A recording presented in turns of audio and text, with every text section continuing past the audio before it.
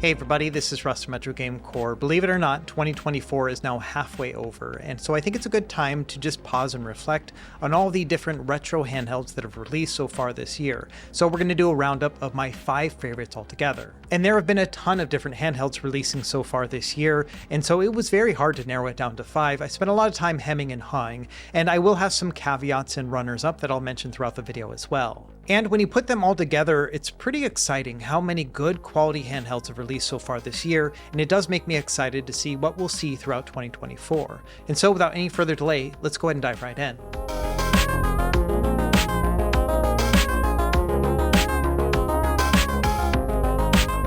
Now, before we jump into my favorites, let's set a couple ground rules. The first is that every handheld shown here today was released in 2024. There have been a bunch that came out in 2023 and are still awesome, but I rounded all of those up in my favorite handhelds of 2023 video. I'll leave that one linked down below if you haven't seen it already. In addition, in order to narrow it down to just 5 different handhelds, I did have to keep the categories pretty broad. And so these are all going to be retro-based handhelds that are focused on emulation, but we're not going to do a deep dive into each of these categories. In fact, just a couple months ago, I did a video about my favorite handhelds under $100, and that I would say is a lot deeper into the whole budget category than what we're going to talk about here. So I'll also leave that video linked down below because I think it's one of my favorite categories altogether. I love the idea of being able to play as many games as possible for the least amount of money as possible as well. And so that's really it when it comes to the ground rules. It has to be released in 2024, and we are going to use somewhat broad categories. But I think other than that, we're ready to go. So let's start with what I'm calling my favorite Game Boy, and this is going to be the funny playing Game Boy Color. Like with all the devices we'll talk about today, I have in-depth reviews about them,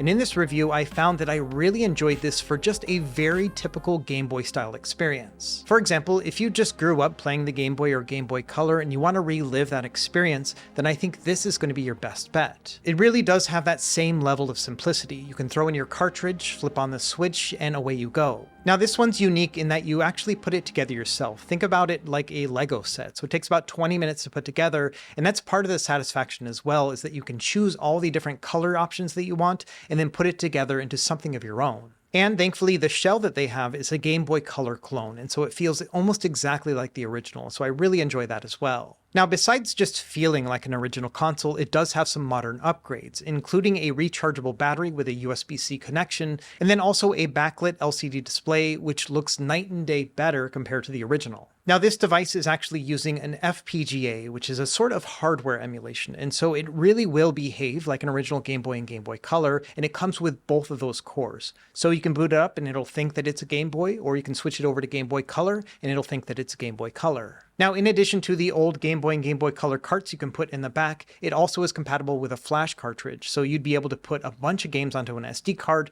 and then boot them from that. And so really it is very much so like a Game Boy or Game Boy Color, but upgraded for 2024. And the best thing about it is that it is relatively cheap. It's only $83 after shipping and all that, and I think that's a great deal, especially if you tried to update an old Game Boy or Game Boy Color. It's going to cost you a lot more than that. And I don't think that a modded Game Boy is going to be as good as an FBGBC anyway, and so this is definitely a top pick for me and my favorite way to play Game Boy right now. Now let's say you don't have a hankering for just Game Boy and Game Boy Color, you want to try out some other systems. So let's move into the next category, which I'm calling my favorite budget pick. And this one is actually a two-way tie, and I know it's totally cheating, but hear me out here. To start, let's talk about my choices. So we have the Anbernic RG35XX and then the RG35XX SP. And both these devices use the same chip, and they have the exact level of performance, and they can even share software. In terms of performance, you can expect it to play all the way up through PS1 perfectly, and you can play a good amount of Dreamcast and Nintendo 64 as well. Now, because these devices are so similar in terms of the software and even the hardware underneath,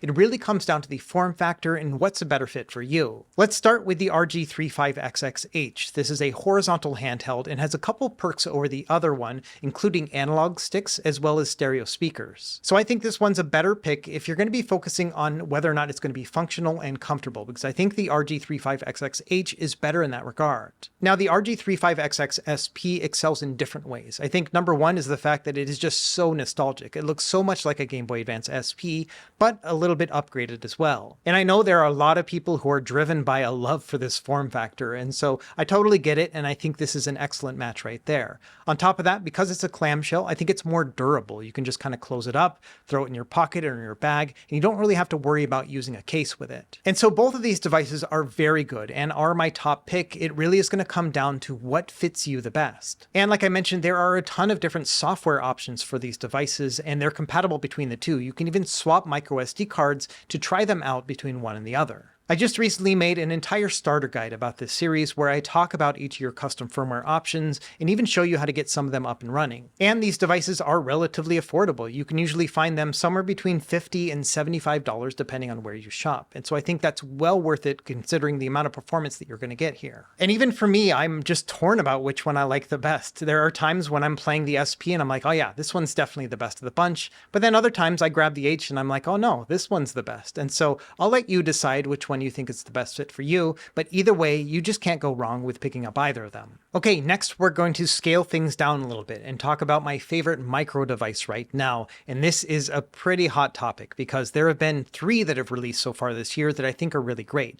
The first is the GKD Pixel. This one is actually a vertical metal handheld. It's a really unique device. And this one's been slowly winning over the hearts of people who have been buying it, but I still think that it has quite a few shortcomings, including the fact that it just feels pretty small and cramped to use. When it comes to this category of micro devices, which are smaller handhelds that you can kind of just throw in your pocket and take around town, then I've always found that horizontal versions work the best for me just because they're a lot more comfortable to use. And so the 2 that I've been weighing back and forth over the past 6 months or so have been the Anbernic RG28XX, which is just a smaller version of the other budget ones we were just talking about, and then the new Miyoo A30. And both these devices released around the same time, and initially I really preferred the RG28XX. It has a little bit more performance, and I think that the screen is better as well. However, since then, the Miyoo A30 has slowly but surely been upgrading itself.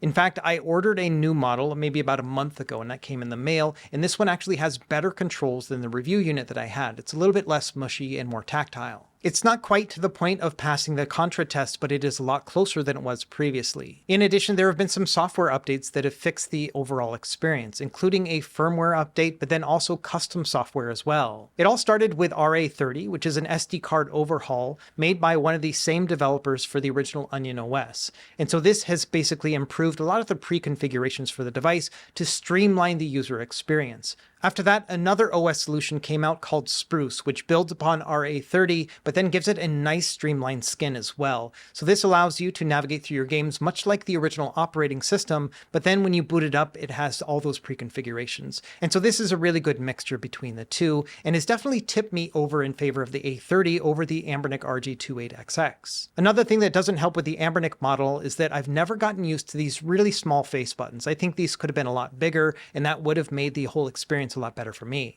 Now, among all of the micro handhelds that have released so far this year, none are perfect. Even the A30 still has some other issues, including the fact that it gets a little bit more warm than I would like.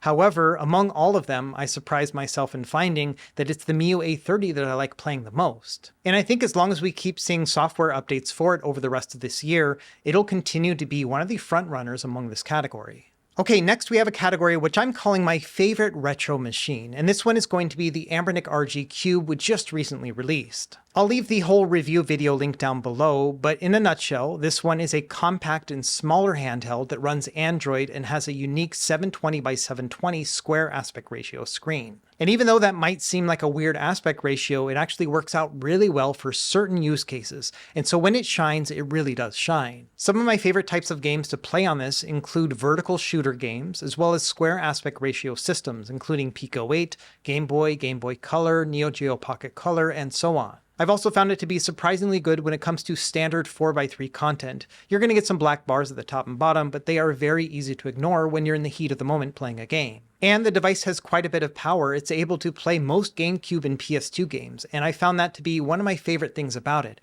is that it's so compact and small and comfortable to use, but it also packs enough power to be able to play some Gen 6 systems. And so I've been playing through games like Paper Mario and really enjoying that experience. Now, like with all of these devices, this one is not perfect. For example, it's quite expensive. It's about $170 or $180, but then also the analog sticks on this are just not the best. They don't have much of an analog style input to them. Instead, they behave more like a traditional joystick with an 8-way control. Additionally, there have been issues with light bleed with this screen, especially with these early units. And so I talk about this a lot in that review video, which I'll have linked down below. But yeah, it's not a perfect device, but when it comes to just playing retro games, I found that I've really enjoyed that experience. Now I get it, this device kind of looks like a toy, but that's part of the appeal for me because it reminds me of a GameCube, which if you look at it, it kind of does look like a little bit of a toy as well. And when you combine that with the fact that this can play GameCube games, I found it to be an excellent match. So in terms of just playing older retro games, this has been my top pick.